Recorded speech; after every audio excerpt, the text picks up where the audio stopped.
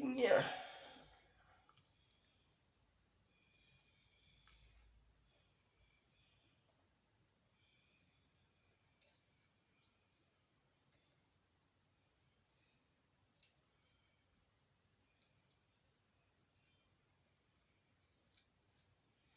J'espère que vous allez très bien.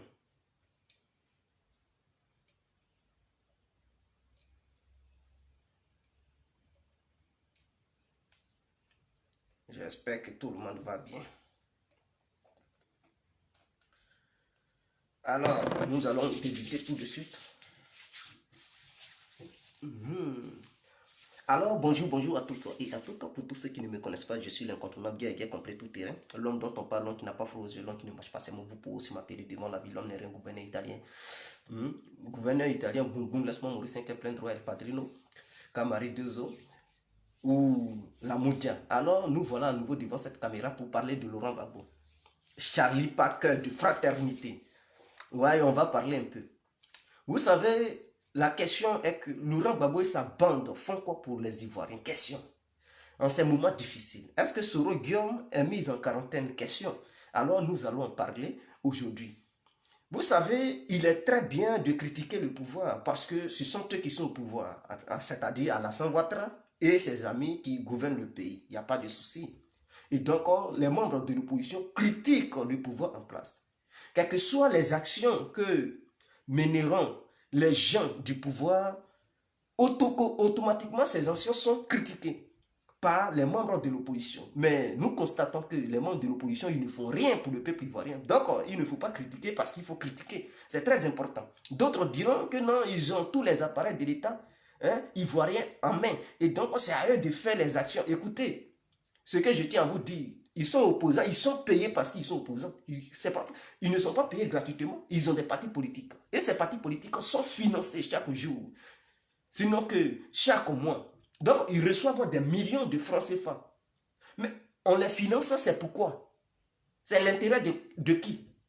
On ne peut pas se lever, le gouvernement ivoirien ne se lève pas un bon matin pour financer ces gens.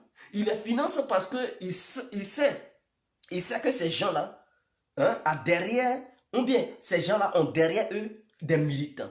Donc, ces financements, chaque fin du mois, c'est aussi permettre à ces partis politiques d'utiliser l'argent et mener des actions sociales envers le peuple. Mais que font les militants du FPI? Que font Soro Guillaume? Que font les militants de Soro Guillaume plutôt? Que font les militants du PDCI? Et leurs leaders font quoi? Ils ne font rien. Rien du tout. Non seulement ils prennent cet argent pour aller mettre ça dans leur coffre-fort à l'étranger, ils ne mènent aucune action envers le peuple pour sauver le peuple. Mais chaque fin du mois, cela ne les empêche pas de prendre les millions qu'on leur donne au nom de leur parti politique. Et toute action que le gouvernement fait, ils critiquent cela. Mais on doit leur demander des comptes. L'argent qu'on vous donne chaque fin du mois, là, vous amenez l'argent là où? Pour avoir un salaire, il faut travailler. Mais vous ne travaillez pas parce que vous avez des partis politiques, c'est fini pour vous. Donc, vous gagnez des millions. Donc, quand vous dites les gens sont au chômage, il n'y a pas de boulot, mais c'est vous qui finissez l'argent. Si l'argent est fini, vous ne faites rien. On vous paye des millions chaque fin du mois. Mais en retour, vous ne distribuez pas ces millions en achetant des denrées alimentaires ou bien d'autres choses dont le peuple en a besoin. Mais vous ne le faites pas. Vous prenez cet argent, vous mettez ça dans vos caisses, sans rien faire. Et donc, vous dépouillez le peuple. Ce n'est plus le gouvernement ivoirien seul qui dépouille le peuple. Gouvernement plus les membres de l'opposition, ils sont tous complices. Vous dépouillez le peuple. Vous dépouillez le peuple. Et donc, vous enrichissez et le peuple s'appauvrit. Voilà le vrai problème. Donc, on dit voilà, coronavirus qui s'abat sur la Côte d'Ivoire. Quelles sont les actions menées par les membres de l'opposition? Ils ne font rien. Qu'est-ce que vous avez déjà acheté? Avez-vous acheté des petits masques pour partager ça, distribuer ça au peuple? Vous ne pouvez pas nous dire que vous n'avez pas d'argent. Parce que depuis que vos partis politiques ont vu le jour, trouvent 5 millions chaque fin du mois. Pour ne pas dire, ah oui, on leur donne 5 millions par mois. Ces partis politiques ont bien 1,5 million, mais je pense que c'est 5 millions chaque fin du mois. On leur donne cet argent. Mais en retour, ils mettent cet argent où? Un parti politique comme PDCI et FPI, c'est 5 millions chaque fin du mois. Ils mettent cet argent où? Depuis 1900 que le FPI existe, le FPI met cet argent-là où? En dehors de ça, ils ont été au pouvoir, ils ont gagné des milliards. Donc, ils ne peuvent pas nous dire qu'ils sont pauvres. Quand ils ont perdu le pouvoir, ils ont toujours obtenu les 5 millions. Le PDCI aussi, à son tour, trouve les 5 millions. Mais on dit que le peuple en danger, tout ce qu'il trouve à faire, c'est de critiquer le pouvoir. Mais le pouvoir fait déjà. Puisque vous êtes opposant, c'est aussi de contribuer à aider le peuple ivoirien à mieux vivre.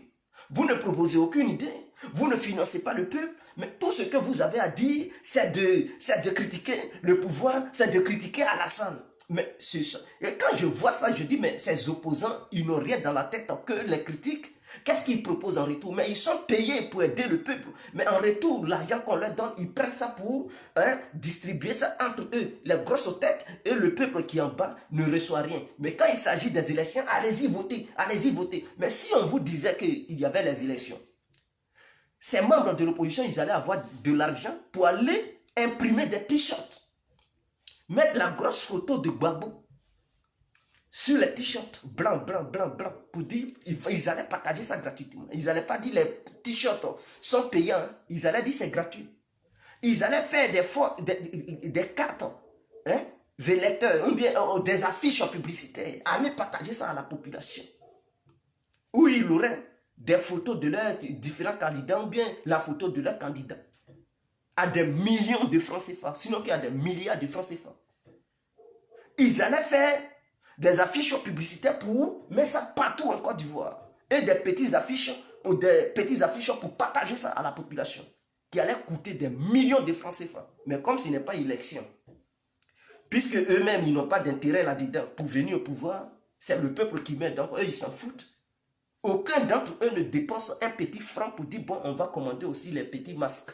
Ils ne font pas ça. Ils sont là, tout ce qu'ils ont à dire, non, le gouvernement, comment le gouvernement gère le pays, comment... Mais vous savez que le gouvernement fait déjà un travail colossal. Le gouvernement investit dans ça. Le gouvernement aide dans les Ivoiriens. Mais si les moyens du gouvernement n'arrivent pas, mais vous n'êtes pas payé gratuitement. Vous êtes payé pour que vous veniez aussi aider le gouvernement à encadrer le peuple ivoirien, à secourir le peuple ivoirien. Mais vous ne faites rien.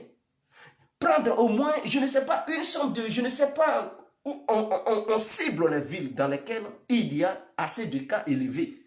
Et donc, on évalue le nombre de citoyens vivant, hein, dans cette ville.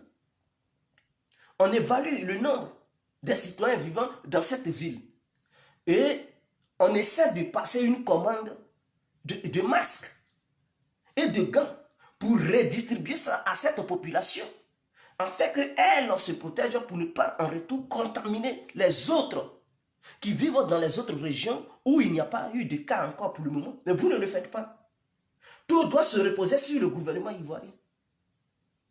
Mais vous êtes méchants. Vous ne voyez pas dans les pays occidentaux. Les opposants, ils appellent les entreprises. Eux-mêmes, ils financent certaines entreprises. Et ces entreprises fabriquent des masques pour partager ça à la population. Non seulement le gouvernement fait de son côté, mais les membres de l'opposition, ils font aussi leur part. Ils apportent leur part du gâteau. Mais vous, en Côte d'Ivoire, ce n'est pas le cas. Tout ce qui vous regarde, c'est élection. Tout ce qui vous regarde, c'est l'argent. Si c'était élection, vous alliez être les premiers à aller vers la population pour dire sortez. Mais une population dont vous avez besoin pour venir au pouvoir, si cette population n'est pas soutenue, mais qui va rester pour aller vous voter, pour vous mettre au pouvoir? Avez-vous oublié hier, quand vous étiez en danger, c'est cette même population qui était sortie pour lutter pour que le pays garde le pouvoir. En retour, le pays a laissé ces gens seuls. Ils sont morts sous les balles des trucs des rebelles. Aujourd'hui, on dit Corona Covid-19 est arrivé en Côte d'Ivoire. Ça tue cette même population, le pays ne fait rien. Mais avec un parti politique qui se comporte ainsi, comment le peuple ivoirien peut se donner à fond pour dire bon, on va voter encore ces gens-là? Mais vous êtes si méchants que ça. Les membres du pays, ils sont méchants. Les membres du PDCI sont méchants. Ils ne mènent aucune action. Mais quand vous regardez bien les comptes bancaires de ces gens-là, il n'y a que des milliards de francs CFA. Aujourd'hui, payer un masque est plus coûteux chez les hauts cadres des opposants que aller fabriquer des pains, aller fabriquer des t-shirts et partager ça gratuitement à la population. Allez, regardez, période électorale, vous allez voir les t-shirts qu'ils vont faire. Ils vont aller étoffer les imprimeries. Hein? Ils vont aller étoffer de t-shirts les imprimeries pour leur demander de fabriquer beaucoup de t-shirts. Imprimer, écrire le nom de, je ne sais pas, un pays. Ils vont mettre les deux doigts, la grosse photo de Gbagbo. Ils vont dire Gbagbo ou rien. Allez-y voter. Et ils vont partager ça gratuitement. Ils ne vont pas demander au peuple de payer un franc. Ils vont dire c'est gratuit. Or, un t-shirt peut coûter au moins une somme de 3 000 francs ou 2 500 francs. Mais là, ils vont avoir tout cet argent pour fabriquer ça gratuitement et partager ça à toute la population parce qu'ils sont en campagne. Et là, ils ont beaucoup d'argent. Et là, ils sont capables d'aller vider leur compte bancaire pour battre campagne parce qu'ils visent le pouvoir. Mais quand il ne s'agit pas de campagne électorale, non, ils ne sont pas prêts. L'argent est dans leur coffre. Le peuple n'a qu'à mourir. Tout ce qu'ils ont à dire, voit très mauvais, voit très ceci, voit très cela. Mais écoutez, vous ne pouvez plus berner les gens. Ce que Ouattara fait, c'est déjà énorme. Et vous êtes payé pour aider aussi le peuple, mais vous ne faites rien. Est-ce que dans vos régions, vous développez là-bas? D'où vous venez, vous développez. Gbagbo même, il n'a rien fait d'abord même à gagner.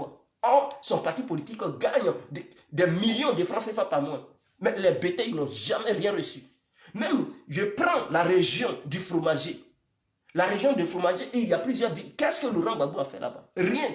Votre, comment il s'appelle Assou Adou, il a fait quoi dans sa ville? Même, il ne serait-ce que dans son petit village. Parce qu'il dirige le pays en ce moment, il gagne beaucoup d'argent. Qu'est-ce qu'il a fait? Il n'a rien fait. Il prend l'argent, il met ça dans son compte bancaire. Quand il s'agit d'élections, il appelle les gens. Mais c'est pendant les périodes électorales que vous connaissez les Ivoiriens. Mais lorsque le malheur frappe le peuple ivoirien, non, vous vous en foutez. Vous vous en foutez. J'aimerais voir les membres du pays ouvrir leur bouche. Parce qu'eux-mêmes, ils le savent. Ils le savent. Ils savent que ce que je suis en train de dire, c'est la vérité. Ils ne peuvent pas le contester. Allez-y voir dans le village de Simone Gbagbo. Qu'est-ce qu'elle a foutu là-bas? Elle n'a rien foutu.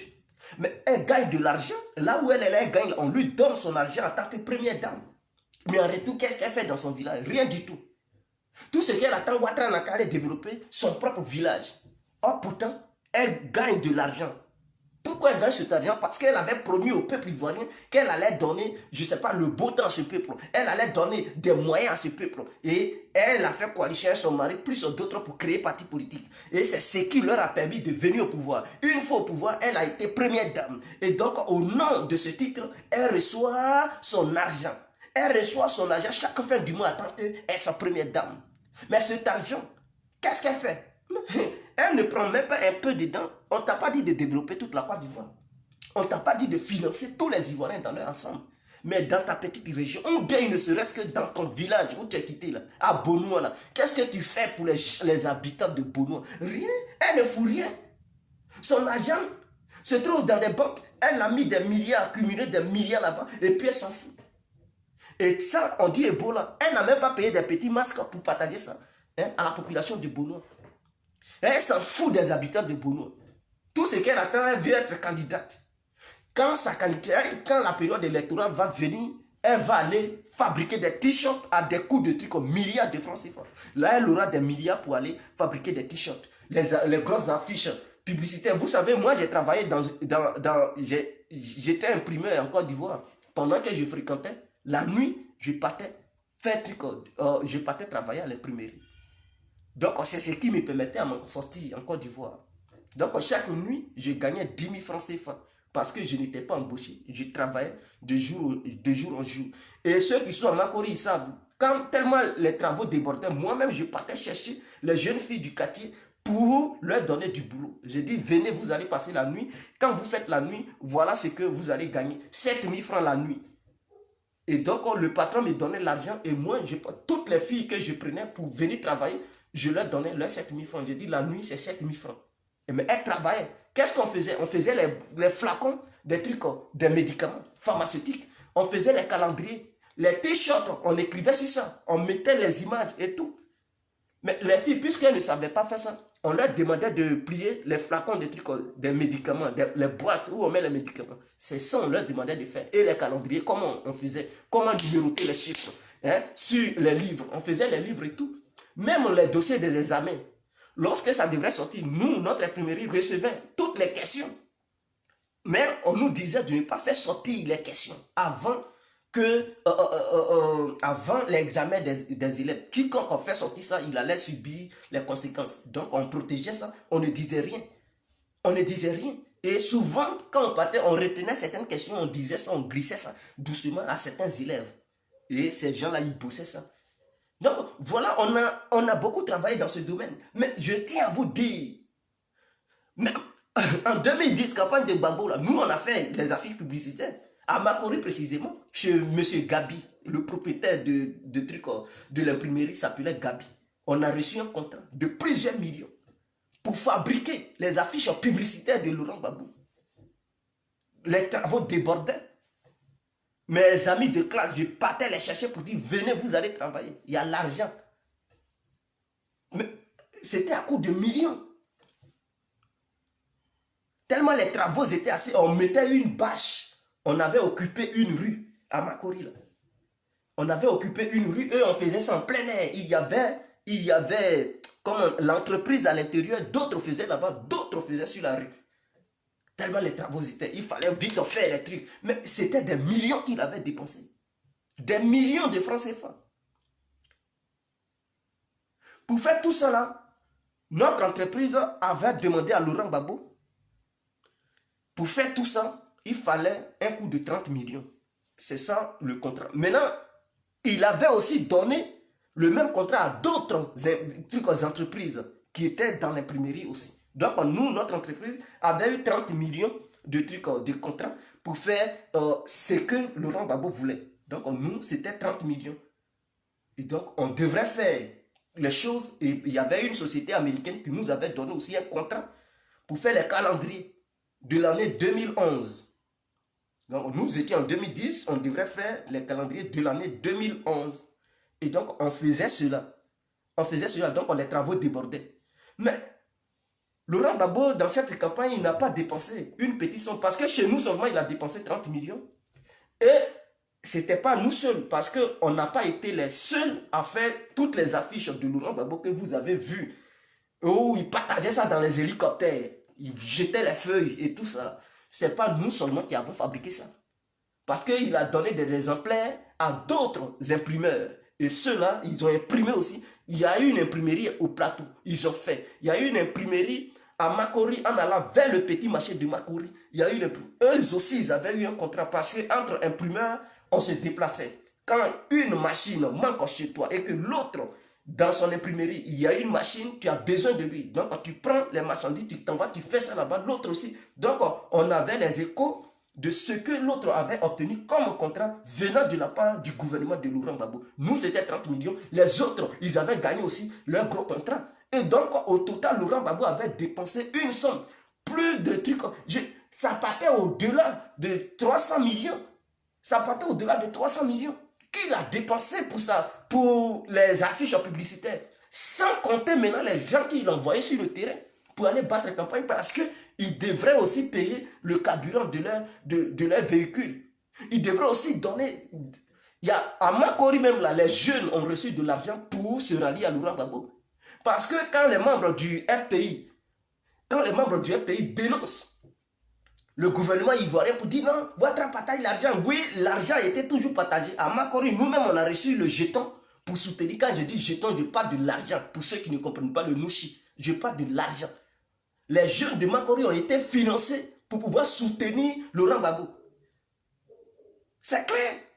Les jeunes de Makori ont été soutenus avec de l'argent. Les membres du pays sont venus donner de l'argent. Ils nous ont donné l'argent pour qu'on aille partager les t-shirts de Laurent Gbagbo. On te donne un t-shirt plus un billet de truc 2000 francs CFA pour t'encourager. Et donc, beaucoup ont été détournés. Ceux-mêmes qui étaient militants du RADP ont été détournés parce que ça leur permettait d'aller manger leur garba. Ah oui, d'aller manger leur garba. Et donc, si toi aussi, à ton tour, tu réussissais à convaincre quelqu'un d'autre, mon frère, tu avais aussi ta part du gâteau. Donc, on a fait comme ça pour essayer de rassembler beaucoup de personnes. On a fait ça. Et le jour J où il y avait maintenant, parce qu'il y a eu une campagne à Makori Robert Champrou. À Makori Robert Champrou. Où Bleu Goudé lui-même, il est venu battre campagne. Il était présent. Laurent Gbagbo était aussi présent. Où Magou a tenu un discours. Bon, là, les élections étaient déjà passées. Mais avant ça, il y avait eu une première campagne. Maintenant, lorsque les résultats étaient contestés, on était présent. Quand Bré Goudé est venu, Philippe Mangou est venu, Laurent Gbagbo était assis. Et ils ont tenu, c'est là Mangou dit, il avait tenu un discours ce jour-là, on était là. Lorsqu'il a dit qu'on a des armes, que si on voulait utiliser ces armes, rien n'allait rester maintenant en Côte d'Ivoire. Et donc, on ne peut pas utiliser ces armes. Et il a chanté une chanson de Dieu. Mais avant de faire ce regroupement-là, il a fallu que les gens travaillent dans l'ombre. Et nous avions fait ça dans le passé. Donc, je connais ce que les membres du pays ont fait. Mais ça, c'est pour leur profit, c'est pour leur bien-être. Mais ce n'était pas le bien-être du peuple. Ce n'était pas le bien-être du peuple. Maintenant, voici où on les attend pour le bien-être du peuple. Et là, ils disparaissent. Parce que là, ils n'ont pas d'intérêt à prendre le pouvoir.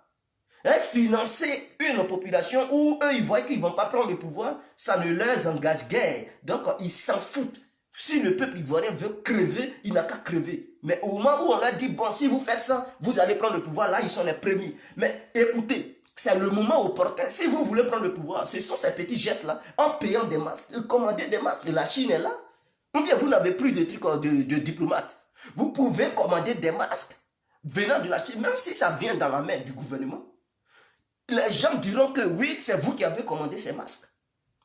Ou bien dans ces moments difficiles, vous pouvez entamer des démarches pour dire, vous voulez acheter des masques pour partager. Est-ce que Ouattara va bloquer les masques pour dire non, quand ça vient des membres d'un pays, on ne veut pas, ou bien ça vient des membres du PDCI? Non, c'est un geste. Au contraire, c'est un coup fatal contre le RADP.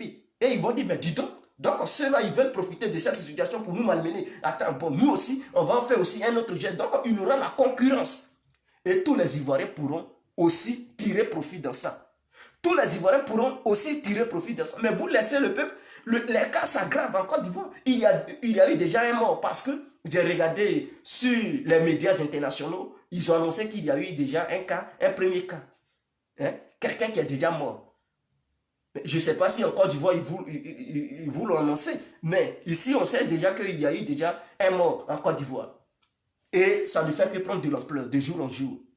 Quand nous connaissons la société ivoirienne, on sait que ce n'est pas facile. Si cette maladie veut réellement frapper la Côte d'Ivoire, vraiment, ça va être difficile. Sachant bel et bien que nos politiques ne font pas de gestes, les opposants, pour eux, les Ivoiriens n'ont qu'à mourir pour prendre ça demain pour battre campagne. Mais vous êtes sérieux là? Ah oui, ils attendent ça. Il n'y a qu'à avoir plus de morts comme ça. Ils vont dire, Ouattara, il est incompétent, il est incapable de gérer le pays. Ça, c'est leur souhait. Donc, ils ne sont même pas prêts pour mener des actions et sauver le peuple ivoirien. Voilà le vrai problème. Parce que pour eux, leur rêve, le peuple ivoirien n'a qu'à crever. Comme ça, ils vont dire, Ouattara est un incompétent. Maladie arrive, il ne peut même pas protéger le peuple ivoirien. Voilà la maladie, Ouattara n'a pas pris de bonnes décisions. Voilà la maladie, Ouattara, au lieu de fermer les frontières, il n'a pas fermé les frontières. Les gens sont morts, Ouattara ne vous aime pas. Et ils vont prendre ça pour battre campagne contre le RADP. C'est ce qu'ils attendent. Donc, les membres de l'opposition, ils ne veulent pas votre bien. Eux, ils s'en foutent de vos biens, bien-être. Ce qu'ils veulent, ils veulent la mort du peuple ivoirien. Pour prendre ça, pour leur propre bien-être. Eux, leur bien-être, les grosses têtes, là, leur bien-être. Et il n'y a pas un membre du pays qui puisse démentir, qui puisse dire le contraire parce qu'ils sont bel et bien conscients que c'est ce qu'ils veulent. Tous ceux qui font la vidéo pro FPI, vous verrez que ces gens-là, tout ce qu'ils ont à trouver, c'est de critiquer Ouattara. Mais ils ne se posent pas les questions que eux-mêmes là, quel rôle ils jouent vis-à-vis du peuple. Depuis qu'ils ont quitté le pouvoir, même quand ils étaient dans l'opposition, ils ne faisaient rien pour le peuple. Or, pourtant, ils recevaient des millions de francs CFA au nom du peuple parce qu'on finance un parti politique en retour pour que ce dernier puisse aussi financer ses militants. Aider ses militants, s'il y a des travaux à faire, si le peuple est confronté, on vient donner des dons caricatifs. Mais non, ils ne le font pas. Tout ce qu'ils ont à faire, quand on leur donne 1 million, c'est de mettre ça en compte bancaire pour dire on va entretenir parti. Quel parti vous entretenez en Côte d'Ivoire là-bas? Vous voulez entretenir parti. Vos partis ne mènent aucune action, rien du tout. C'est quand le parti mène des actions, on peut dire, ah, donc le parti finance des gens pour les envoyer sur le terrain, pour faire comme ça, sensibiliser les gens, ou bien donner des dons, on dit, le parti travaille. Mais votre parti ne travaille pas, nous le savons en Côte d'Ivoire. Depuis 2011, ce parti ne travaille plus, mais ce parti gagne de l'argent. L'argent va où? C'est ce qu'on vous demande. Le PDCI non plus ne travaille pas, mais il gagne de l'argent. L'argent va où? L'argent va où? En dehors de ça, ils fabriquent des pailles à Uniwaslan et puis ils vendent ça à la population pour se faire de l'argent. Tout ce qui est dans leur tête, c'est l'argent, l'argent, l'argent. Mais en retour, qu'est-ce que le peuple reçoit? Ils font des petits meetings là. Ils vont dire l'argent qu'ils gagnent, c'est leur petit meeting de Figayo là. Ou bien place, je ne sais pas, Laurent Gbagbo ou bien. Vous pensez que c'est ça là? Ça prend combien de francs CFA? Mais n'importe qui est un citoyen ordinaire, il peut organiser ses meetings. Il lui suffit d'avoir, ne serait-ce que, je ne sais pas, 300 000 francs CFA. Il commande des baffes sonores. Et puis quelques chaises à un bâche. Il tape sa Figayo. L'essentiel, c'est de bien communiquer pour dire qu'il y aura un meeting. Mais les gens vont venir, ils vont tenir leur meeting proprement et puis c'est fini. Donc vous ne pouvez pas nous dire que vos petits meetings que vous faites à Figayo là, c'est là-bas l'argent rentre. Mensonge, l'argent ne rentre pas de là-dedans parce que ce que vous gagnez chaque mois, dans l'année, 5 millions multipliés par 12, imaginons la somme. Pendant combien d'années? Pendant combien d'années? Pendant combien d'années? Ça fait aujourd'hui 9 ans que vous gagnez les 5 millions, 5 millions. Donc 12 fois 9, ça fait combien? 12 fois 9, multiplié par 5. Imaginez ce que vous gagnez. Donc, écoutez, si vous ne valez rien au sein de notre nation, si vous ne pouvez rien faire, n'embêtez pas les Ivoiriens.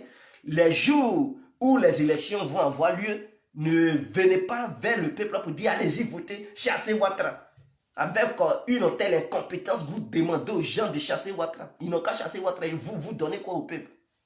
C'est quelqu'un qui te soutient qui peut te demander de faire ça. Et puis tu exécutes. Mais il ne te soutient pas, il ne te donne rien. Et puis il dit va faire ça mon petit. Et puis toi aussi bête que tu es, tu te lèves, tu t'en vas faire ça. Pourquoi? Tu vas me donner des ordres. Sous quel autre truc prétexte? Tu me donnes des ordres, tu fais quoi pour moi et puis tu vas me donner des ordres. Je peux recevoir des ordres si tu fais quelque chose pour moi. Et que je sais que si je ne le fais pas, voilà ce que je vais subir. Mais tu ne fais rien pour moi. Hein? Et puis tu vas me dire de faire ça. Mais nous, on voit les actions du gouvernement. Ahmed Bakayoko, qui est simple ministre, il a fait des dons. Lui, il n'est pas, il n'occupe pas le poste ministériel, il n'occupe pas le ministère de l'Intérieur, ou bien le ministère de la jeunesse. En tant que ministre de la Défense, l'argent qu'il gagne là, il a pris ça sur lui-même et il a fait un don à la population ivoirienne. C'est ça, on dit quelqu'un a fait un don. Et il y a des gens qui ne sont même pas ministres, qui ont fait des dons. Ah oui, en Côte d'Ivoire, il y a eu des gens qui ne sont même pas politiciens, qui ont fait des dons. Mais vous, les politiciens, là, vous, membres de l'opposition, qu'est-ce que vous faites? Rien.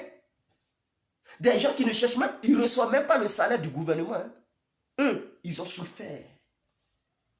Ils ont souffert, ils n'ont pas créé un petit parti politique pour dire qu'ils vont gagner 5 millions chaque fin du mois. Non. Eux-mêmes, ils se sont battus dans leur vie quotidienne pour gagner leur argent. Mais ça, ils ont pris ça pour faire des dons à la population ivoirienne. Pour que les gens puissent manger.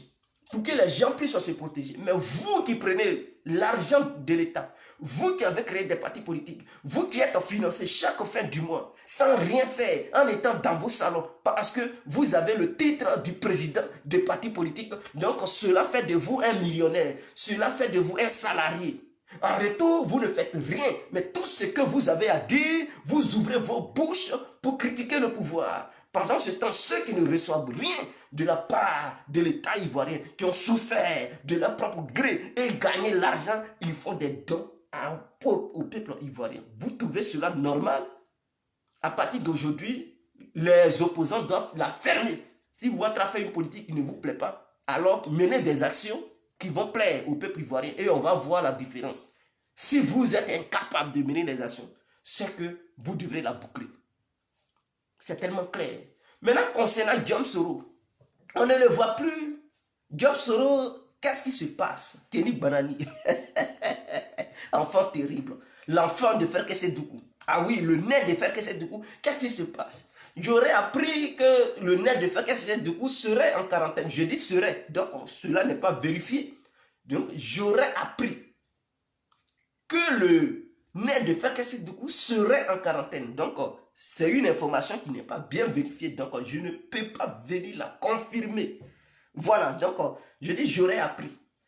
Mais bref, s'il est en quarantaine ou pas, peu importe. C'est lui qui aurait voulu cela. Alors, mais je ne veux pas aussi son malheur. Je veux aussi son bonheur parce que après tout, c'est un Ivoirien et il mérite aussi la vie. Et nous disons, abat le coronavirus, abat le Covid-19. Nous ne voulons pas que ça tue un Ivoirien à l'étranger. Quel que soit ce que Soro Guillaume a fait dans sa vie, ce n'est pas Corona qui doit lui prendre la vie. On veut que les Ivoiriens lui demandent des comptes. Donc, Corona Yaya, l'heure n'est pas encore arrivée. Laisse Soro Guillaume tranquille. Nous, Ivoiriens, on va régler son cas en Côte d'Ivoire. On va l'écouter. Tout ce qui l'a poussé à faire ces conneries-là, ce qui le poussait à vouloir faire un coup d'État, on va l'écouter pour qu'il puisse nous expliquer. Donc, Corona Yaya, il faut quitter le corps de Guillaume Soro. Donc, c'est clair. Mais en dehors de ça, que fait Guillaume Soro? L'homme qui voulait prendre le pouvoir. Guillaume Soro, on t'attend maintenant, voilà les actions que tu devrais mener.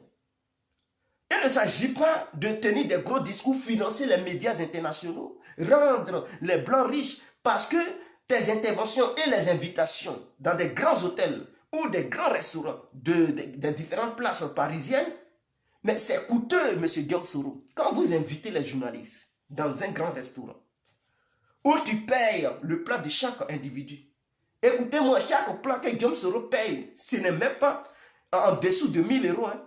Un plat peut au moins coûter 1000 euros ou bien 500 euros. Donc, c'est qui il a payé là? Parce que le fait d'occuper cette place d'abord et empêcher d'autres personnalités de venir manger dans cette place, parce qu'il a occupé cette place pendant des heures. Donc, il doit payer toute la journée. Ah oui, il doit payer toute la journée. Donc, imaginons combien ils ont évalué cela. Combien ils lui ont dit de payer. Donc, ce jour-là, s'il n'avait rien payé du tout, Soro Guillaume allait dépenser une somme de 100 000 euros. Ce qu'il a fait, ici, là, ça coûtait une grande place.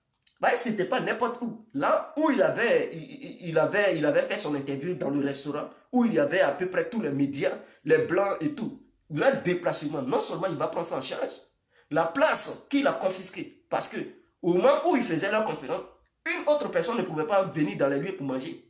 Pour manger là-bas, il faudrait que tu sois parmi les invités de Guillaume Soro. Donc, c'était pendant des heures. Ils vont l'amender, ils vont dire paye 100 000 euros. Il allait payer ça. Donc, non seulement il gaspille 100 000 euros, ça fait des millions. Il prend des jets privés. À un coût de combien de millions de francs CFA? Quand ils ont fait les calculs, le jet privé qu'il avait pris, c'était à 65 millions de francs CFA. Donc, voici un homme politique qui dépense les 65 millions pour prendre jet privé des gens pour aller se balader dans les airs de l'Afrique et revenir en Europe. Alors, on dit voici un cas. Ton peuple est confronté à une situation précaire, à une situation calamiteuse, à une situation grave, à une situation vraiment bizarre, à une situation qui fait que le peuple ivoirien se trouve dans un dilemme pas possible. Alors, Guillaume Soro, au lieu de prendre les jets privés à 65 millions, au lieu de prendre les grands restaurants de Paris à 100 000 euros, voici là où le peuple ivoirien t'attend. Au lieu de prendre des micros pour dire pardonnez-moi, pardonnez-moi, non. Le fait de dire pardonnez-moi n'est pas suffisant. Il faut mener des actes humanitaires. C'est là-bas on t'attend, des actes caritatifs.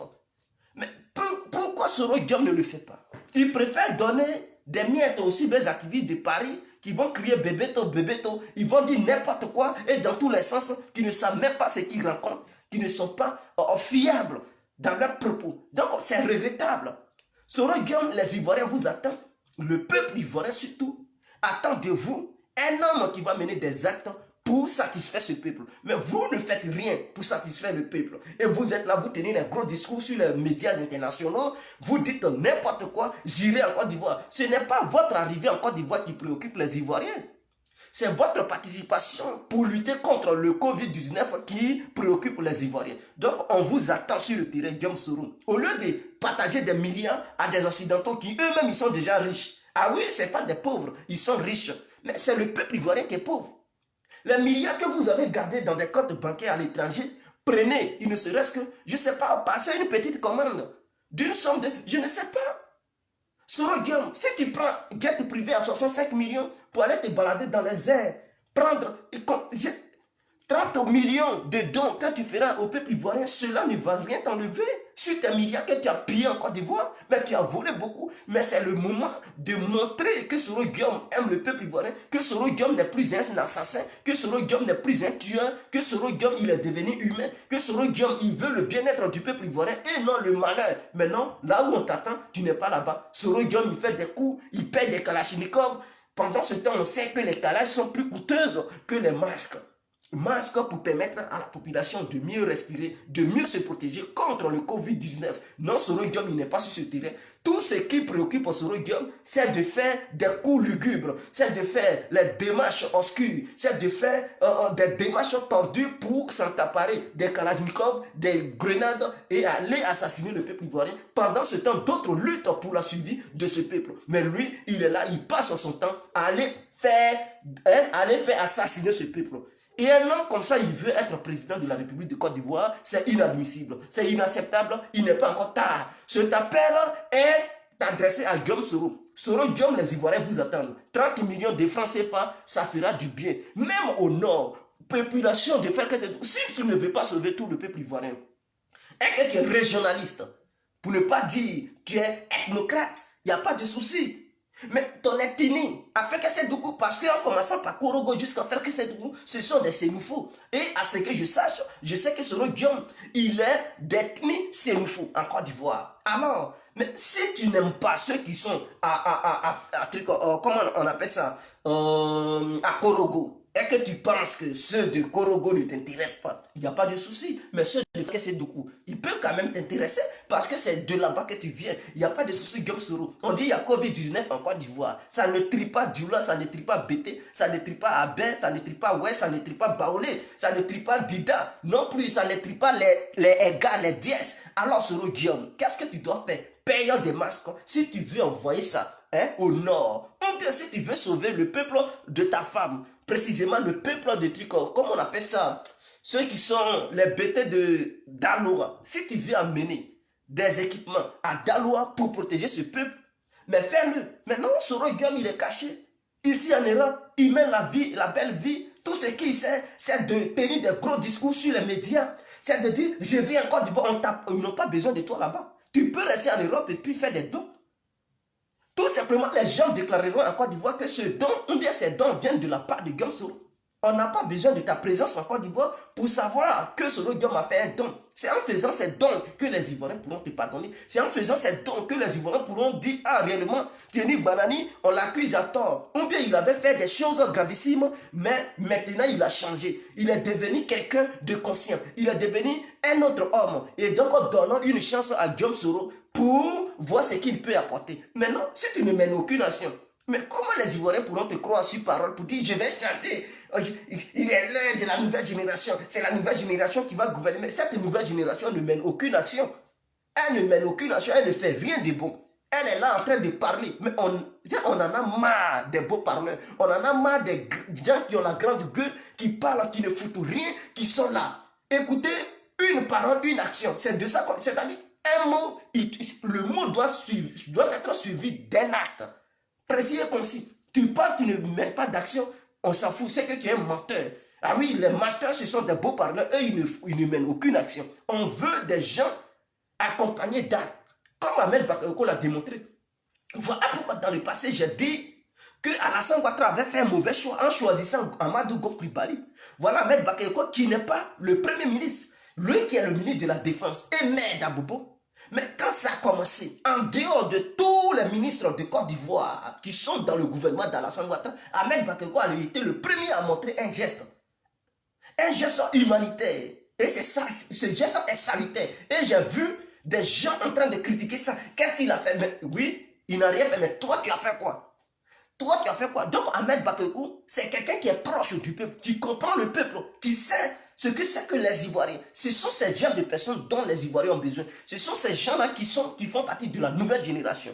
Et en dehors de ça, Amadou Gon Coulibaly, il est vieux, il ne fait pas partie de la nouvelle génération. C'est Ahmed Bakayoko qui est jeune. Donc, Alassane Ouattara, le terme nouvelle génération est mal choisi. Ce n'est pas un bon terme. Parce que quand il parle de nouvelle génération, il ne peut plus nous présenter un vieux qui a à peu près le même âge que Alassane Ouattara. Donc, c'est l'ancienne toujours génération qui présente aux Ivoiriens. Je pense que ce terme est mal choisi. Nouvelle génération, on parle de Ahmed Bakayoko. On parle des jeunes personnes. Ahmed Bakayoko n'est pas vieux que ça. C'est quelqu'un qui est encore jeune.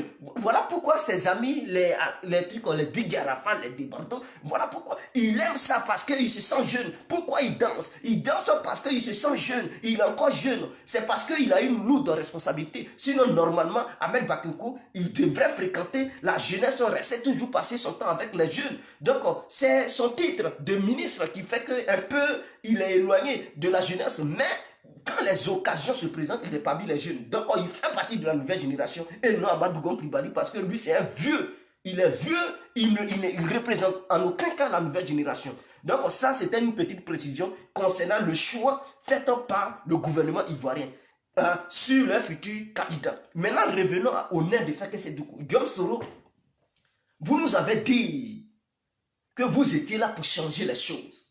Vous nous aviez dit que vous étiez là pour donner de l'espoir à la population ivoirienne. Vous nous aviez dit que vous demandiez pardon au peuple ivoirien. Guillaume Soro, vous nous avez dit que vous vouliez mener une nouvelle politique différente de celle que nous avons toujours connue. Il n'y a pas de souci. La nouvelle politique. Bien vrai, on vous a écouté, on vous a entendu, on a analysé et on a conclu. Il n'y a pas de souci. Donc, la conclusion en est que Guillaume Soro serait le nouveau espoir du peuple ivoirien. À ce qu'on sache. Il n'y a pas de souci. Si vous êtes le nouveau espoir du peuple ivoirien et que vous voulez que le peuple ivoirien oublie le passé, tout ce que vous avez causé comme du tort à ce peuple, il n'y a pas de souci. Mais c'est en menant des actions que le peuple pourra oublier. C'est-à-dire, si tu as tué quelqu'un dans une famille et que toi-même, Soro Guillaume, tu viens, tu récompenses. Essaie de calmer la douleur de cette famille en menant des actes. Tu ne payes pas, tu ne vas plus ressusciter ce dernier, mais tu vas essayer de faire quelque chose pour calmer la douleur de cette famille avec le temps pourra te pardonner. Elle va te pardonner, mais elle ne va pas oublier, mais elle va dire je pardonne. C'est ça le noir. Mais tu ne fais rien. On dit Covid-19, tu es assis sur des milliers, Soro Guillaume, tu es méchant. Tu es le plus riche en Côte d'Ivoire. Pour ceux qui ne savent, tu es plus riche même que Didier Drogba. Tu as beaucoup de milliards que Didier Drogba. Tous les footballeurs de Côte d'Ivoire, Soro Guillaume est plus riche que ces gens-là.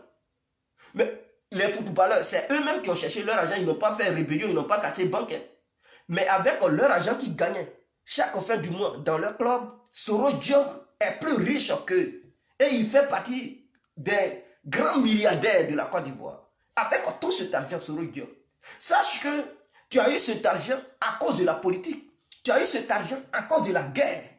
Tu as eu cet argent parce qu'une partie de la population ivoirienne t'a soutenu. Il n'y a pas de souci. Maintenant, on dit que le peuple ivoirien est confronté à un danger. C'est une rébellion invisible qui se passe. Et toi, pendant que, puisque tu es le chef rebelle, voilà, les virus sont en train de se rebeller contre l'humanité. Mais en tant que le chef rebelle, en tant que le commandant des rebelles, en tant que la force tranquille ou bien la force vulgaire, la force de frappe que tu incarnes, il faut lutter contre les virus parce que c'est une guerre mondiale que les virus ont déclaré à l'humanité. Et mais puisque toi tu aimes bien la guerre, mais Soro Guillaume, on aimerait te voir au front. Au front pour combattre les virus. Mais non, monsieur il est couché dans des hôtels, il est heureux, il fume des cigares et il s'en fout.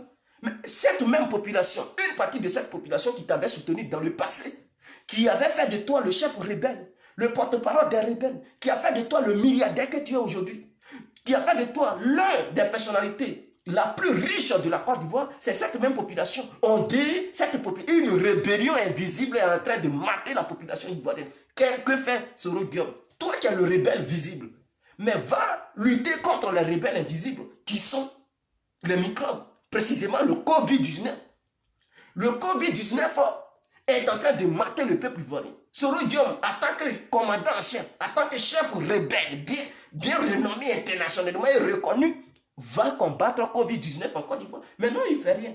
Mais ton argent peut combattre ce Covid-19. Mais si tu achètes sur l'argent, on dirait qu'il y a 20. Mais quand il s'agit de prendre les guettes privées, tu es numéro 1. Quand il s'agit de payer les femmes pour les amener dans des hôtels, tu es numéro 1. Quand il s'agit de commander, mettre embargo sur des restaurants, pour confisquer ça pendant des heures, ou bien toute une journée, tu es numéro 1. Mais quand il s'agit d'aider le peuple ivoirien, M. Soro Diom, il disparaît. Il est avare. Quand il s'agit de financer des petits cyberactivistes, qu'il appelle Bebeto, qui font n'importe quoi, qui ne savent même pas ce qu'ils rencontrent, qui ne disent rien de bon, Soro Diom est numéro 1. Mais quand il s'agit d'apporter une aide à la population ivoirienne, non, là il disparaît. Mais en faisant un tel don, non seulement peut-être le mandat d'arrêt sera levé, parce qu'il faut profiter des occasions pour se faire pardonner et pour se faire aimer. Peut-être même c'est le peuple ivoirien qui dira, mais laissez à faire de Soro Diom là, parce que si Soro Diom n'existait pas, le coronavirus allait tuer les Ivoiriens, parce que c'est grâce à lui, il y a eu des masques. Non seulement ça peut faire de toi quelqu'un, hein, un grand leader en Côte d'Ivoire, et ça peut... Tu peux profiter de ça pour prendre des points sur le plan politique. Mais non, vous ne faites rien. Mais un opportuniste, quelqu'un qui sait faire la politique, quand il y a une petite occasion, il doit profiter de cette occasion pour frapper et se donner de la popularité. C'est ça on dit un homme politique. Un homme politique, c'est ça. Quand il y a une situation et tu vois que tu peux tirer profit, tu pénètres en même temps. C'est ce que le général Makosso il fait souvent. Et puis les gens ne le comprennent pas. Ils disent la marmaille. Quand il y a une occasion, il profite et puis sa popularité grandit, il gagne beaucoup d'argent. Et les gens ne comprenaient pas. Mais avec une telle situation, profite-en, Soro Diom. Si tu veux être un grand leader, tu veux être pardonné, mais vas-y. Mais quand tu es caché, et tes militants, ils osent critiquer le pouvoir, mais ils oublient que le nez de Fekete Tougou, il reçoit de l'argent au nom de ces petits présentins mouvements qu'il a créés. Il oublie qu'il est milliardaire parce qu'il a pillé les banques ivoiriennes, l'argent du peuple ivoirien. Mais ils doivent aussi essayer de critiquer leur propre leader qui s'appelle Guillaume Soro. Critiquez-le aussi. Ne vous voilez pas le visage. Écoutez, soyez objectifs. Je reviens sur Blé Goudé. Ah oui, parce que tous ceux qui ont les partis politiques, ils sont concernés dans cette vidéo. Voilà un Blé Goudé qui est en Hollande, qui se dit président de parti politique, précisément le COJEP. Voilà coronavirus, on ne le voit pas. Mais je vais être président un jour. Je vais un jour diriger mon pays. Oui, tu vas diriger le pays. Mais avant de le diriger, il faut sauver ceux qui vivent là-bas. Ceux qui font qu'on appelle ça Côte d'Ivoire, ceux qui font qu'on appelle ça pays là. Il faudrait que tu prennes soin d'eux. Parce que sans habitants, dans un endroit, on n'appelle pas ça un pays. Le désert là, qui appelle le désert pays? Personne ne peut appeler le désert pays parce que le désert n'est pas habité. C'est un espace qui est vaste et donc non habité. Donc un endroit qui n'est pas habité ne peut pas avoir le nom pays.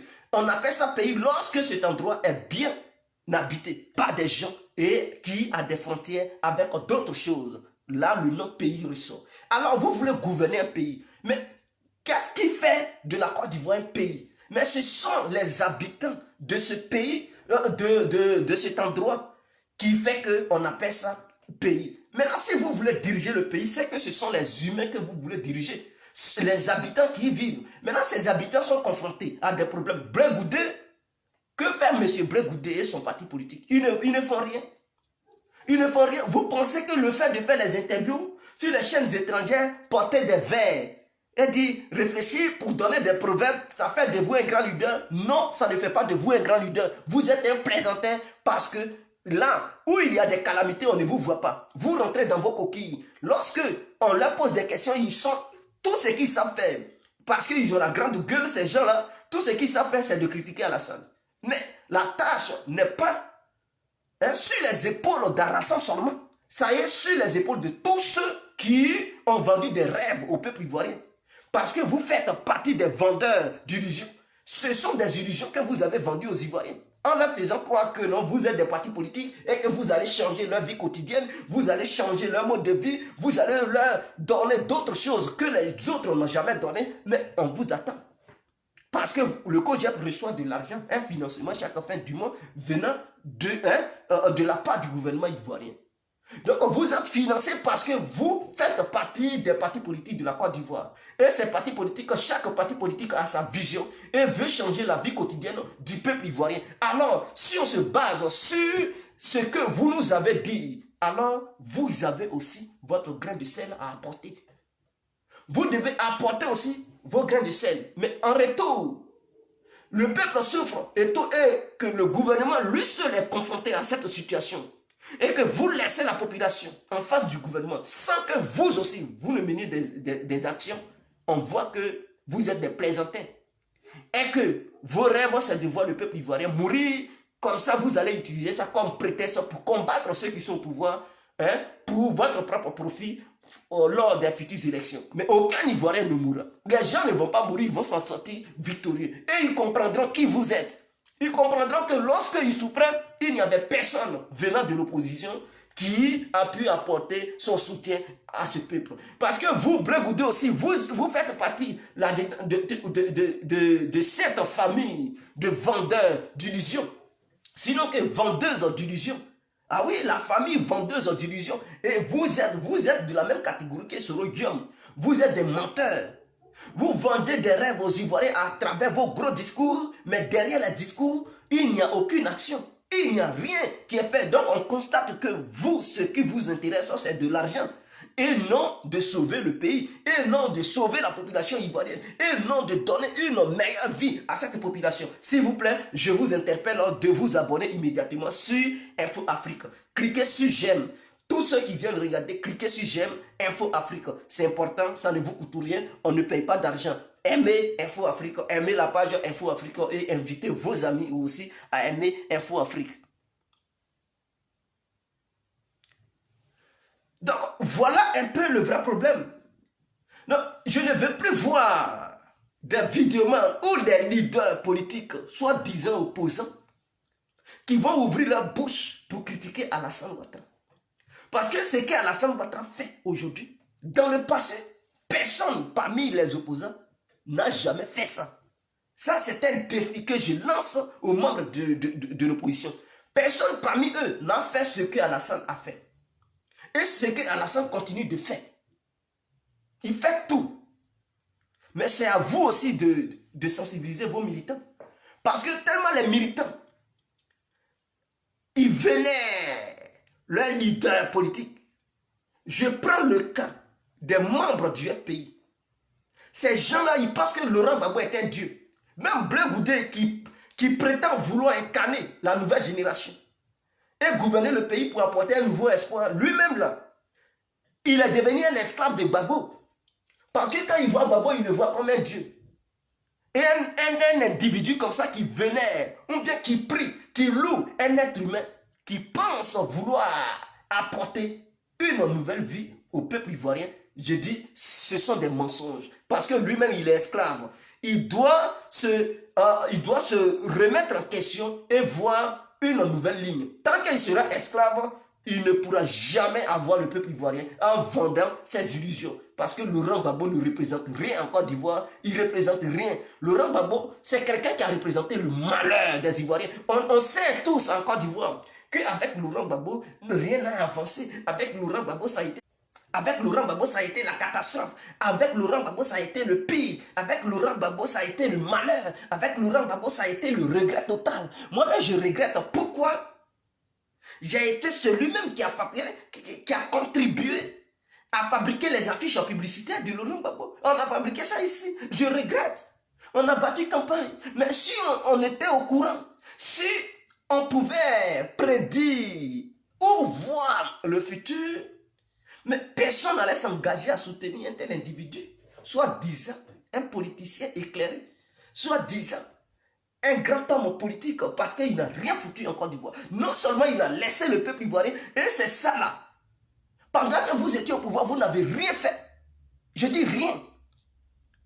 D'autres diront que oui, il y avait eu certaines pandémies ont déjà vu le jour, grippe aviaire et tout. Mais Laurent Gbagbo avait fait quoi pour les Ivoiriens? Il n'a rien foutu. Rien. Il n'a même pas pu soutenir le peuple ivoirien lorsqu'il était au pouvoir. Mais qui vous avait critiqué? Personne n'avait osé critiquer Laurent Gbagbo. Il faisait ce qu'il voulait. Tout ce qui l'intéressait, c'était les fesses des jeunes petites filles d'Abidjan. C'était les rues princesses qui fréquentaient en Côte d'Ivoire.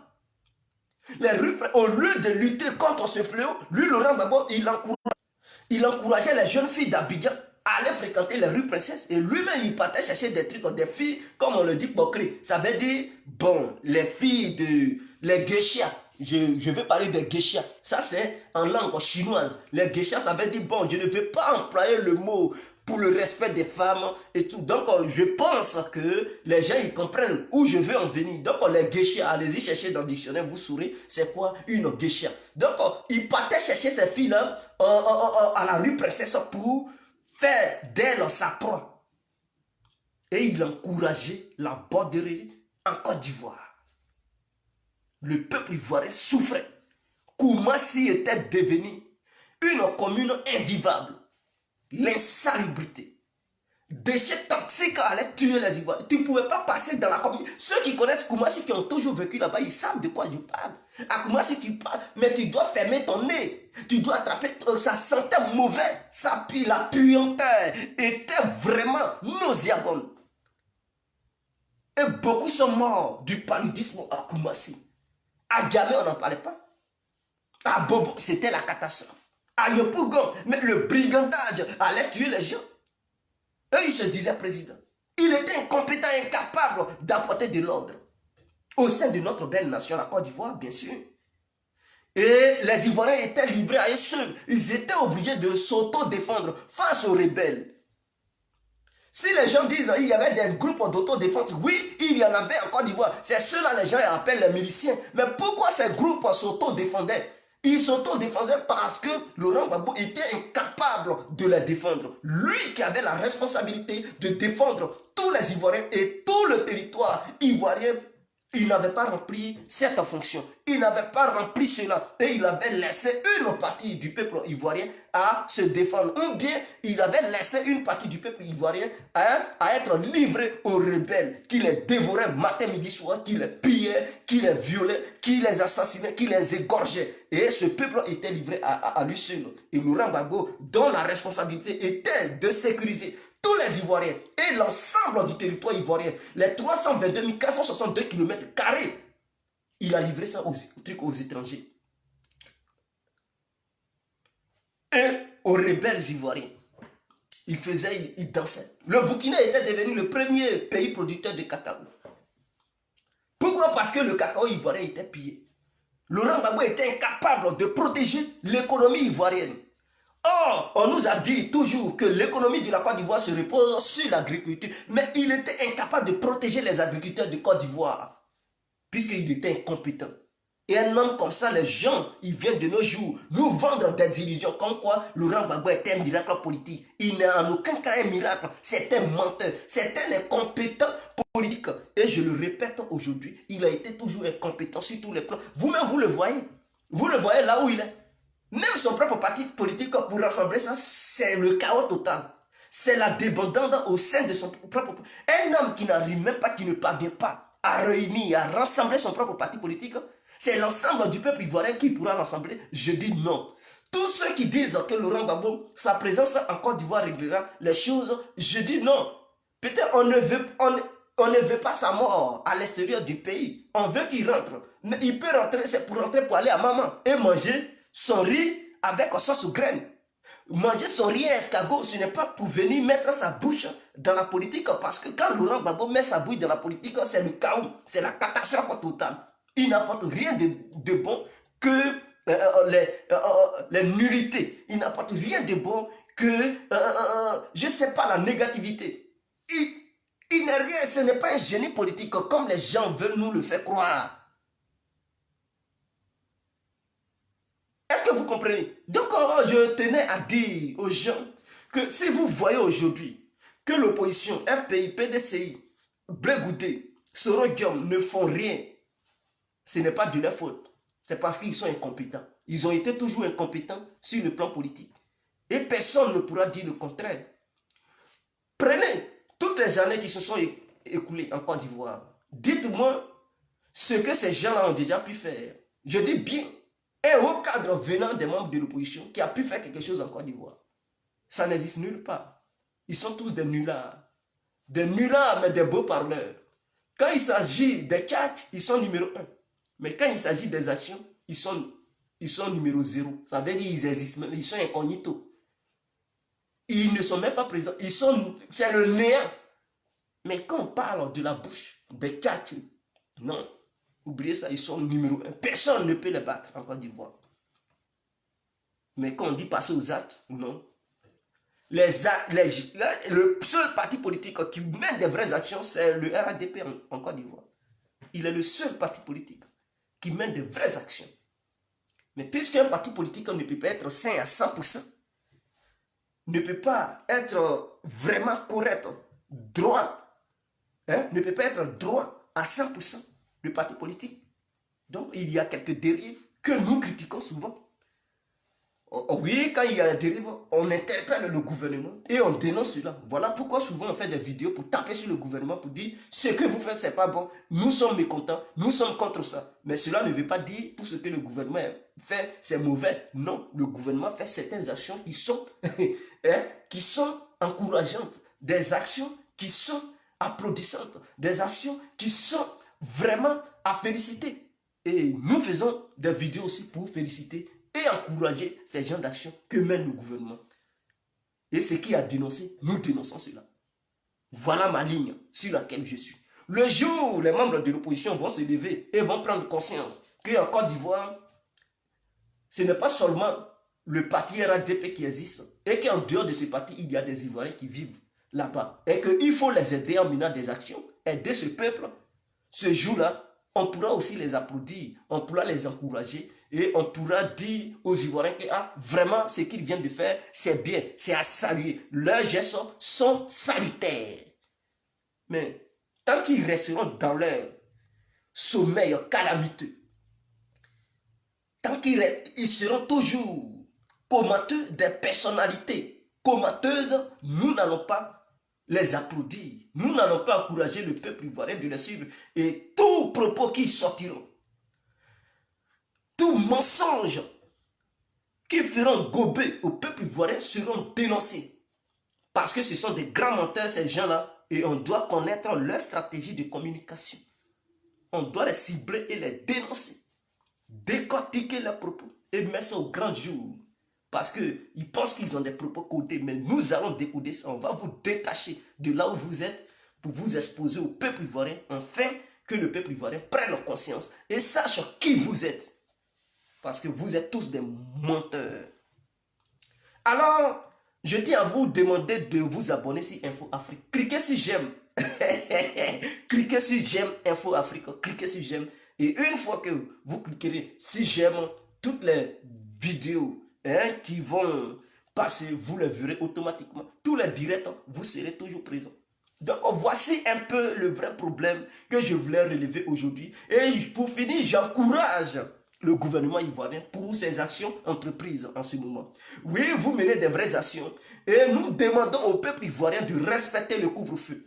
Bon, je pourrais dire le confinement parce que c'est un nouveau mot pour les Ivoiriens. Quand on dit confiner quelque chose, c'est comme un couvre-feu, c'est de dire à la personne de ne pas sortir n'importe comment, reste à l'abri.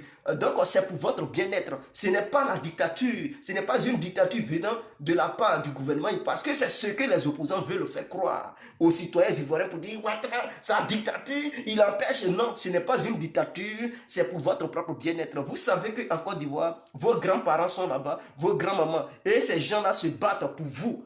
Parce que souvent, en Côte d'Ivoire, aussi, je prends le cas de l'Afrique, les gens, ils ont 30 ans, mais ils sont toujours sous la coupole de leurs grands-parents. Est-ce que vous comprenez? Ou bien de leur maman, qui les suivait toujours. Donc, imaginons vos parents qui ont déjà l'âge, qui sont dans les soixantaines ou les soixante-dizaines ou les 80 ans, sont fragiles face à ce fameux virus appelé Covid-19. Et donc, ce virus ne donne pas le lait aux gens. Ce virus ravage. Et ça a commencé encore à tuer des enfants, des mineurs ayant au moins 16 ans, 17 ans. Ça ne tue pas grand, ça ne tue pas enfant. Donc, pour ne pas que vous chopiez la maladie, pour aller partager ça, distribuer ça à vos propres parents et voir vos parents mourir sous vos yeux, alors s'il vous plaît, respectez le couvre-feu. Parce que je pourrais dire le confinement. Parce que le confinement, c'est un nouveau mot pour vous. Comme on est habitué à cette histoire de couvre-feu, Yaya, respectez le couvre-feu. Respectez ça, ne sortez pas. Surtout, ne défiez pas le gouvernement. Ne vous laissez pas manipuler par les opposants qui veulent tirer profit, qui vont vous pousser à boycotter ce couvre-feu. Non, ne le faites pas. Respectez ce couvre-feu. Parce qu'en voulant boycotter ce couvre-feu, eux-mêmes, vos propres leaders, ils sont à l'abri. Ils sont dans leur salon.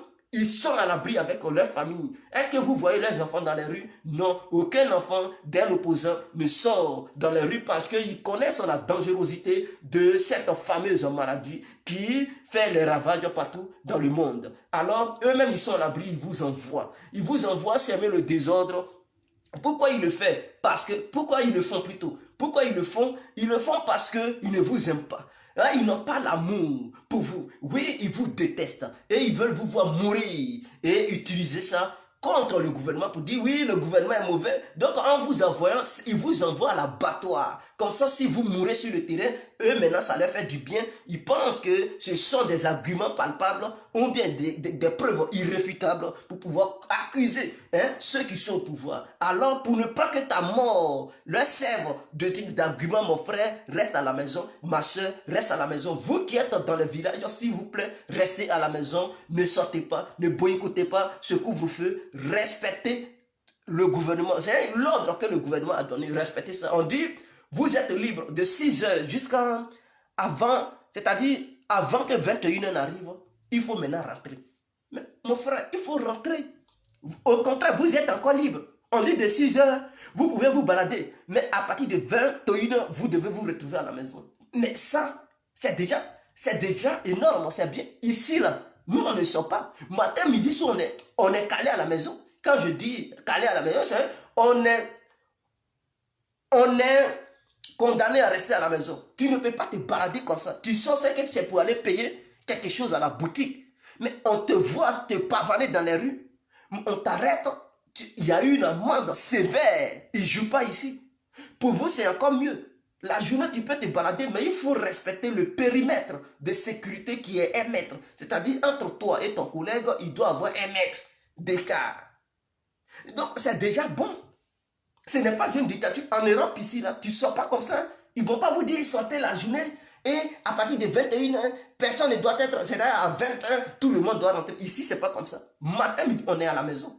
Tu sors même là, on t'arrête. Tu cherches quoi? Tu dois apporter des preuves que réellement tu sors pour aller faire un marché. La mairie doit te donner papier. Tu n'as pas ça. C'est que tu as violé l'ordre du gouvernement. Et donc, si tu as violé l'ordre du gouvernement, mon frère, tiens, tu sais ce qui t'attend. C'est une amende sévère. Une amende pas possible. On te colle ça. Mais ça va venir. Tu ne payes pas, mais son argument. Tu ne payes pas son argument. À un moment donné, mais si tu ne payes pas, tu seras sanctionné. Parce que tu as fait le gouvernement là. Donc, chez vous, c'est encore mieux. Ne laissez pas les opposants vous manipuler. Non, c'est pour votre propre bien-être. Et évitez de vous serrer les mains, évitez de vous saluer, évitez de prendre l'écran. Parce qu'en Côte d'Ivoire, on dit l'écran. Quand l'autre fume, et pendant qu'il fume, tu dis, mon frère, il faut me donner un cran. C'est-à-dire la moitié de sa cigarette, il n'a qu'à te donner pour que tu puisses aussi fumer parce que tu as envie. Mon frère, si tu avais l'habitude de prendre les crans des gens, de prendre les mégots de cigarettes des gens, évite ça cette fois-ci. Il faut abandonner ça. Il ne faut plus fumer. C'est le moment opportun pour abandonner la cigarette. Est-ce que vous comprenez? Si tu n'as pas l'argent pour fumer, reste tranquille. Ne va pas demander cigarette aux gens. Ceux qui fument, il faut me donner un peu à fumer. Non, il va te contaminer. S'il était infecté, il va te contaminer. Toi aussi, tu vas prendre ça pour aller à la maison. Tu vas tuer tes parents. Tu vas tuer tes enfants, t'as donc, imaginez le risque que cela court. Donc, pour éviter tout ça, évite de prendre l'écran. Évite de boire dans des verres que l'autre a déjà utilisés. Les garbadrons, quand vous partez là-bas, parce que les garbadrons ne sont pas modernes en Côte d'Ivoire. Ils ne font pas ça de façon professionnelle. Et donc, les assiettes qui sont là, il y a d'autres qui boivent dans des verres. On appelle ça gobelet. Ils prennent ça, ils boivent. Dans même eau là, ils prennent gobelet là, ils mettent l'eau là dedans. Et leur doigt touche cette eau. Toi aussi, tu apprends cette même eau, tu bois. Voilà le coronavirus qui t'infecte. L'assiette où il a mangé, l'autre a mangé, toi aussi, le garbaman, il ne reste pas ça bien. Il va mettre ça là, toi aussi, tu vas prendre cette même assiette pour manger. Mon frère, tu veux manger ton garba, prends ton assiette à la maison, paye ton attiqué boule. Je dis bien attiqué, déjà, qui est truc en boule. Tu prends ton poisson chaud, ça vient de l'huile. C'est bien chaud comme ça. Tu prends ça, et les microbes sont déjà morts. Et tu coupes ta tomate et tout, oignon, tu manges, tu manges ton garba à la maison. Évite de manger dans les garbadrons. Parce qu'il y a un risque énorme. Où les gens se sont assis, tu vas aller s'asseoir aussi là-bas, en train de manger la même table. Or, cette même table et la chaise, ou bien le banc sur lequel tu vas t'asseoir, c'est déjà infecté. Et tu vas prendre ça avec les microbes remplis sur ton pantalon ou sur ta jupe. Tu pars à la maison, tu t'en vas partager microbes à ta propre famille. C'est un danger. Arrêtez ça, yaya. Donc ça, c'est un conseil que je vous donne pour éviter de vous distribuer les maladies ou bien ce fameux virus. Vous savez, ici, il n'y a que... Les gens meurent comme mouches. C'est parce que les gens, vous ne voyez pas ça à la télé. Les gens, ils meurent comme mouches, mon frère. Même pendant les crises, les gens ne meurent pas comme ça. La guerre ne tue pas les gens comme ça. Les guerres là, ne tuent pas les gens comme ça. Par jour, 1000 morts, par jour, 800 morts, par jour, on dirait que c'est concurrence. Les pays font de la concurrence ici en Europe. Hein. Les gens meurent, on dirait eux-mêmes, ils ne comprennent pas, les Blancs, ils ne comprennent pas. Ça meurt, on dirait pousser. Vous connaissez la maladie des poulets là. Quand ça vient, tu vas dans ton poulailler, tu vois, au moins il y a plusieurs poulets qui sont morts ce même jour. Toi-même, tu es inquiet. Tu te dis, ah, mais est-ce que tes poulets vont finir et tout. Mais c'est comme ça la concurrence. Dans les hôpitaux. Pendant que tu touches l'autre, l'autre il crie, tu veux aller là-bas, l'autre il a déjà rendu l'âme. On amène un nouveau, il crie. Les médecins sont paniqués. Souvent même, ils sont débordés. Ils font appel aux gens qui connaissent un peu la médecine, qui peuvent leur donner coup de main. Même si tu travailles ailleurs, on dit, viens, il faut venir en renfort. Ils appellent les médecins miliciens. C'est pas dans la guerre seulement, il y a milices. Hein. Il y a aussi maintenant, de nos jours, il y a médecins miliciens. Il y a les milices qui viennent parce qu'ils ne sont pas reconnus dans les hôpitaux. Ils leur font appel, disent, venez nous aider, c'est chaud. Et il y a des médecins qui viennent en renfort, qui connaissent un peu à manipuler le truc, qui connaissent un peu la médecine, ils viennent. Donc, ce sont des médecins miliciens qui viennent. Mais avec ça, leur présence, mes frères, ça ne suffit pas. Les gens meurent. Est-ce que vous comprenez? Hier, en Espagne, il y a eu 800 morts. Est-ce que vous comprenez? Avant-hier, il y a eu 1000 morts en Italie. Donc, vous comprenez? Par jour, multiplions ça. Chaque jour qui passe, n'oubliez pas que le remède n'est pas encore découvert. Cette histoire de chloroquine, ça existe, hein, mais les gens meurent quand même. Hein. Donc, ne pensez pas histoire de chloroquine, ça va finir. Non. Il faut prendre des dispositions pour ne pas être attaqué par Covid-19 parce que c'est un virus qui est terrible. Ça dépasse même le sida. Mon frère, tu peux avoir le sida et survivre. Hein. Tu peux prendre tes petits comprimés par jour et survivre. Mais avec Covid-19, il n'y a pas histoire de petits comprimés par jour. Quand ça t'attaque, c'est la mort. C'est un virus en direction au cimetière.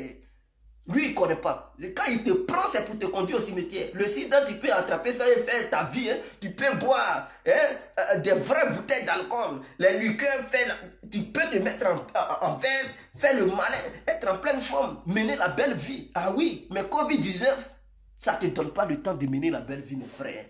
Si tu as pu respirer, il faut dire Dieu merci. Quand ça te prend, ça t'empêche même de respirer. Pour respirer même là, c'est tout un problème. Tes yeux sortent. Vous savez, le tout là, quand ça te prend et puis, je ne sais pas si c'est quoi chacun ou bien, tu fais pour respirer là même et puis ta poitrine on entend, et tu as tous les problèmes. Ou bien quand tu avales à travers, quand souvent tu peux manger de la nourriture et puis bon, je ne sais pas, il y a une partie de la nourriture qui rentre quelque part, pour respirer tu as tout un problème. Tu es étouffé, et tu demandes l'eau. C'est comme ça Covid-19 fait. Quand ça te prend, tu as tous les problèmes pour respirer. Et puisque tu ne peux plus respirer, mon frère, le cœur cesse de battre. Bah, la mort. Les gens meurent en pagaille ici. Ça meurt. C'est la concurrence. Ça pleure. Les gens pleurent. Voilà pourquoi nous vous demandons de respecter le couvre-feu pour ne pas que les Ivoiriens subissent cela. Parce que nous avons nos familles. On ne veut pas voir un tel virus se développer et se répandre partout en Côte d'Ivoire. On ne veut pas voir ça. En aucun cas, nous ne voulons même pas ça même.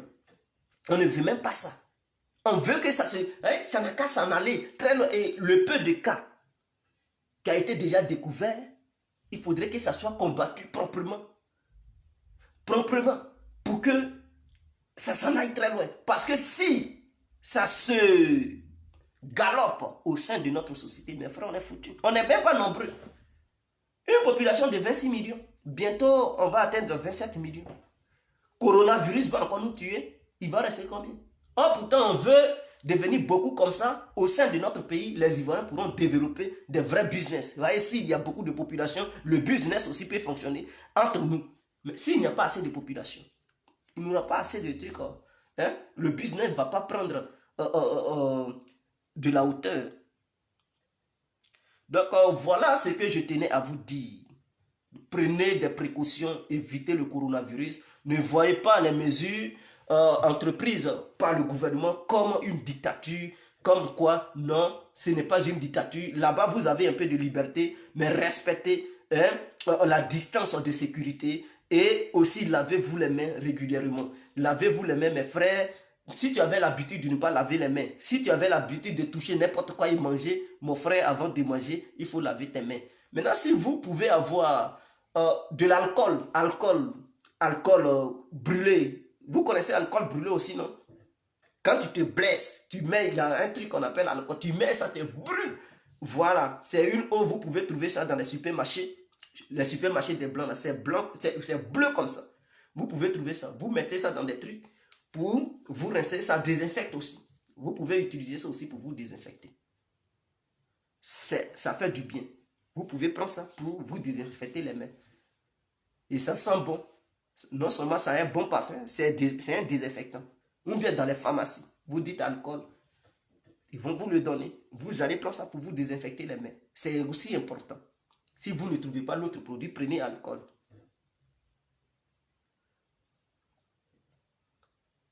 Est-ce que Sarah elle dit tu es un Judas. Sarah, j'espère que ce n'est pas à moi que tu réponds. Hein. Je suis Judas comment? Je suis là demander aux gens de ne pas se faire truc. Tu dis je suis un Judas. Donc quand tu veux la mort des Ivoiriens. Ah bon, voilà, on dit eau de Javel aussi. Ça peut aussi faire l'affaire. Donc ceux qui n'ont pas les moyens pour payer alcool ou bien, si tu as ton eau de Javel, mon frère, tu mets ça dans un seau, tu te laves les mains, gris, partout, tes bras. Tu frottes tes bras, tu laves bien, et puis, voilà, tu as ta petite serviette babo là. Votre petite serviette que vous mettez au cou. Mais pas une serviette babo qui est sale, qui est déjà contaminée par coronavirus. Une bonne serviette babo. Tu prends ça, tu essuies tes mains sont propres. Quand tu vois que c'est un peu sale, il faut chauffer l'eau dans une bonne casserole. Et tu trempes cette serviette babo là-dedans. Tu verses un peu d'eau de javel, un peu d'omo. Tu laves, c'est bien propre. C'est sec, mon frère, c'est ça que tu prends. Quand tu vois qu'il y a un truc, tu essuies ton visage, et tu fais ça. Est-ce que vous comprenez? Un peu seulement, tu trempes ça dans eau de javel, tu appuies, même si c'est mouillé, avec eau de javel, pour ne pas que ça soit infecté, tu prends ça. Là, tu te nettoies proprement pour éviter la maladie. Parce que ce n'est pas une bonne maladie. Et donc, s'il vous plaît, les uns et les autres, faites passer le message. Maintenant, bon, il y a d'autres qui disent que quand tu commences à ressentir les premiers symptômes, hein, les symptômes, c'est quoi? Quand on dit symptômes, c'est-à-dire les signes. Les signes de la maladie. C'est-à-dire, je vais vous expliquer terre à terre. Un symptôme, par exemple, je prends le palu. Un matin, quand le palu veut commencer, au début du palu, c'est vers 17h, 18h. Tu vois que tu as froid. Vous comprenez? Ça, c'est un symptôme, un premier symptôme du palu. Ton corps ne te fait pas mal, mais tu sens la fraîcheur, tu as le froid et tu trembles les soirs. Mais un matin, tu vois, tu te portes bien. Ça, c'est bizarre. Quand tu as ça, ça, c'est le symptôme du palu. Et après cela, quand tu t'en vas te coucher, tu commences à voir les courbatures. Les courbatures, c'est-à-dire, ton corps te fait mal. Hein? Tu as mal au corps, tu te dis, tu as mal, tu fais... Hein? Toutes tes articulations, tu ressens maintenant une forte douleur. C'est bizarre. Ça, c'est le palu. Et avec le temps, tu perds le goût. Avec le temps, tu perds l'odorat. Mon frère, les yeux commencent à devenir rouges, jaunes. Quand tu t'en vas uriner, pipi, là, ça devient très jaune. Quand c'est comme ça, c'est le palu. Donc, ça, ce sont les symptômes qui manifestent la présence du palu, du virus appelé malaria dans ton corps. Et avec ça, on détecte, même le paysan, il sait que ça, c'est le palu. Maintenant, pour le coronavirus, dès que tu ressens ces premiers symptômes, mon frère, je vais vous montrer une manière de faire pour calmer ça immédiatement.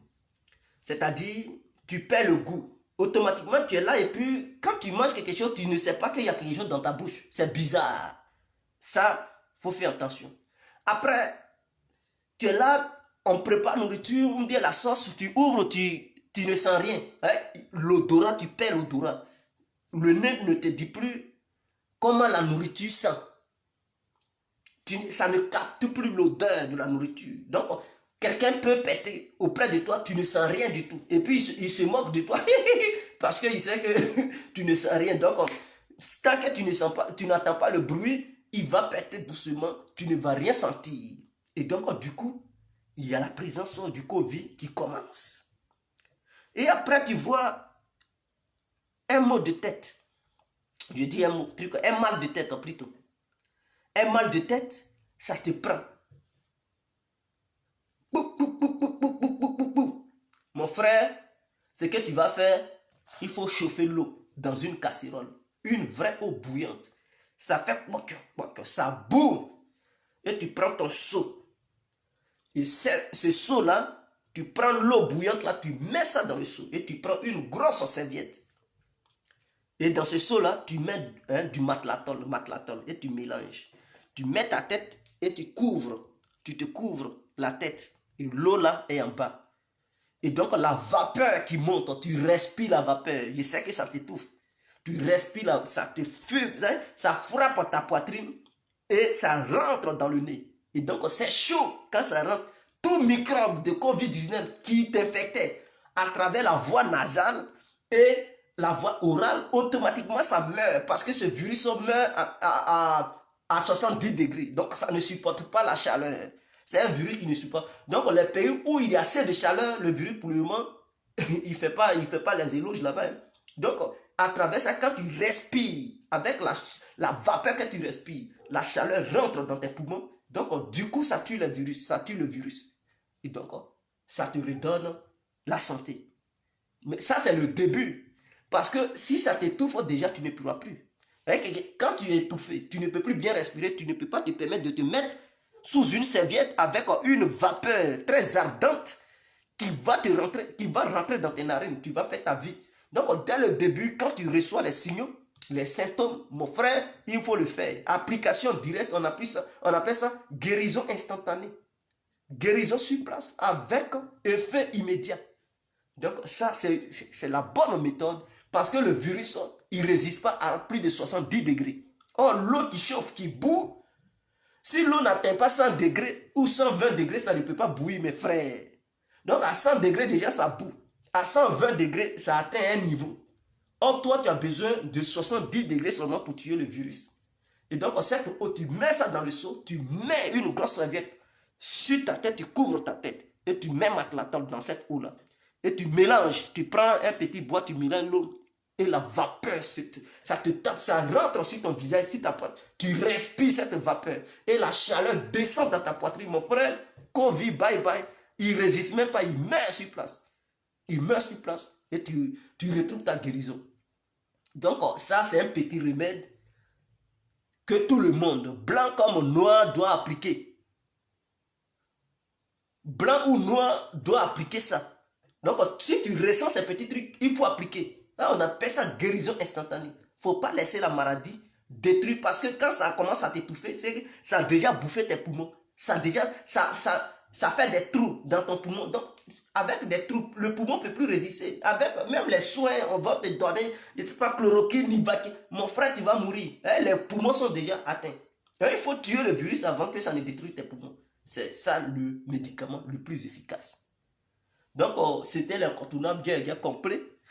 Vive la Côte d'Ivoire, vive les Ivoiriens et ceux qui ont les oreilles qu'ils attendent. Ciao! Alors, n'oubliez pas de vous abonner sur Info Afrique. Cliquez sur j'aime. Abonnez-vous. On va atteindre 10 000 abonnés. 10 000. Voilà, 10 000, comme ça c'est bien. Et un peu, on va monter. Voilà. Donc, ciao, c'était moi, guerre complet.